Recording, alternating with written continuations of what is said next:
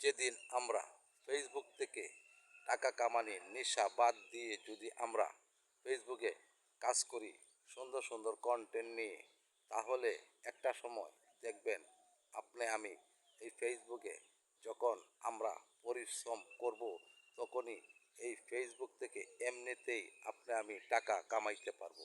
আর যদি আমরা আগেই যদি লক্ষ লক্ষ টাকা কামানির নেশায় যদি এই ফেসবুকে আমরা কাজ করি, তাহলে আমি ফেসবুক থেকে এই টাকার নেশায় পড়ে তখন আমরা টিকে থাকতে পারবো না।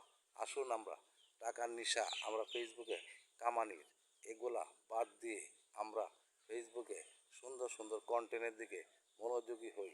তাহলে একটা সময় আমি যখন পরিশ্রম করব, সেই পরিশ্রমের ফল অবশ্যই ফেসবুক থেকে আমি কামাইতে পারবো এবং ইনকাম করতে পারবো।